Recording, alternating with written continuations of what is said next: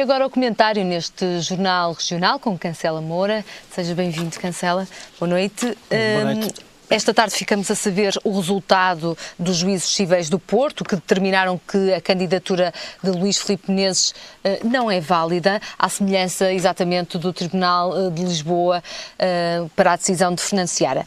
Surpreendeu esta decisão aqui no Porto? No contexto de haver 7 candidaturas onde poderemos eventualmente discutir esta temática, poderá não haver surpresa, uma vez que tenha havido, portanto, decisões para todos os gostos. Em Tavira, a providência cautelar foi até ao julgamento. Em Loures foi considerada inoportuna e eu até diria extemporânea, por estarmos fora do âmbito de uma lei eleitoral.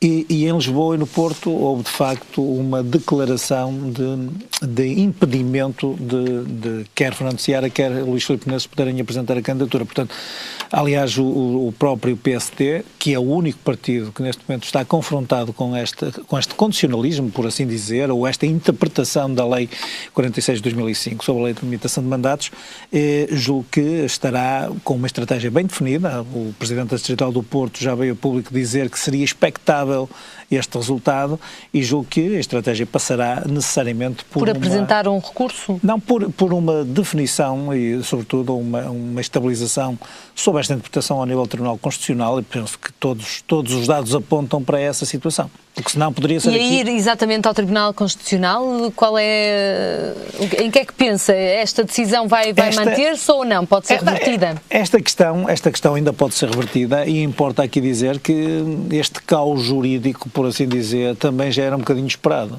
Eu penso que o grande culpado de toda esta indefinição é o Parlamento português, que, chamado em vários momentos, pelo menos os agentes políticos não podem deixar de estar, portanto, atentos à realidade nacional, se reuniram e tiveram, muito recentemente, quer a Presidente da Assembleia da República em reunião de líderes com os próprios partidos, todos por unanimidade decidiram que não iriam proceder a qualquer alteração da lei. Eu penso que foi um erro porque poderia ter sido a melhor oportunidade para clarificar esta situação. Este caos, no fundo jurídico, tem a ver com a independência dos tribunais. Todos os juízes, e eu digo todos os tribunais, ou independentemente do tribunal, têm independência para decidirem em conformidade com a sua própria interpretação, e a jurisprudência há de se fazer. Julgo que o Tribunal Constitucional, e isto é importante que se diga, pode até estar a decidir em paralelo ou a posteriori de outras decisões judiciais. Eu diria que, por exemplo, o limite máximo para a apresentação de candidaturas são 55 dias antes das eleições. E até lá... A ser no final de setembro, início de outubro? Não, a data que está neste momento a ser mais apontada como aquela que deveria eventualmente ser a mais pacífica será 6 de outubro. E, portanto, essa data determinaria que o Governo pudesse vir a marcar eleições até 18 de julho.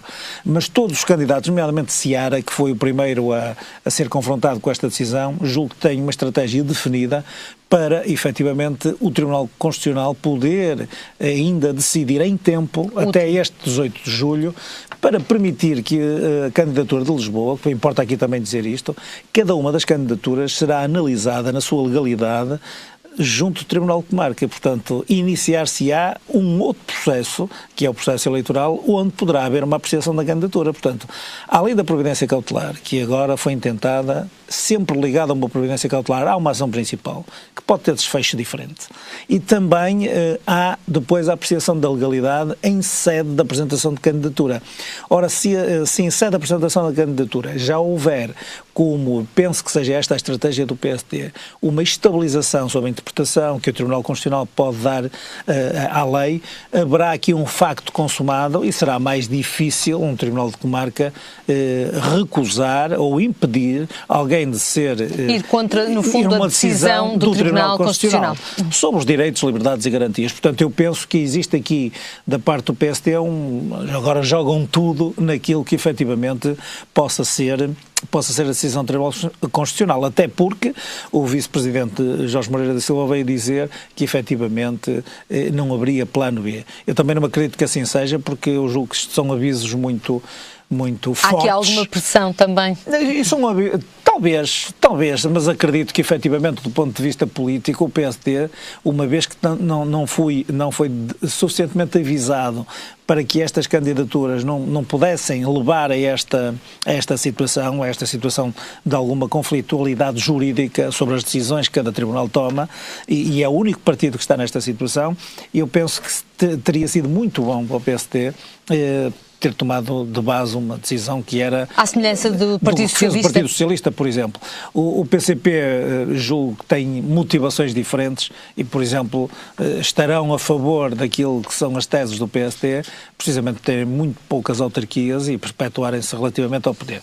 Já agora para dizer que um dos fundamentos centrais, ou há 3 fundamentos centrais para a recusa, não é o de e o da, como a Presidência da República veio referir no início do ano. Mas a senhora juíza que elaborou este acórdão aqui relativamente à presença cautelar de Menezes foi aos fundamentos da própria lei, portanto à exposição de motivos da própria lei para invocar este impedimento, que é a renovação dos titulares dos órgãos, o reforço da garantia de independência desses mesmos órgãos e, não menos importante, uma prevenção do excesso que induz a perpetuar-se no poder uma determinada pessoa. E, portanto, eu acho que por aqui, aqueles que dizem que é importante ver o espírito da lei, ela está bem espiada.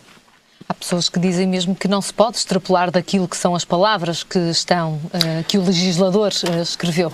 Pois, mas aqui o que se passa efetivamente é que existe uma interpretação dúvia, porque as leis têm que ser claras, abstratas, gerais, abstratas e claras, e aquilo que aqui aconteceu, e toda a gente é unânime, é que existe uma margem de especulação muito grande se a lei se refere ao território e que é feita mesmo pelos próprios agentes políticos, e por isso é que eu digo que a Assembleia da República é que é a grande responsável por esta situação e não os tribunais, que efetivamente, lendo o que lá está, impediriam qualquer cidadão de ser candidato se já tivesse 3 mandatos.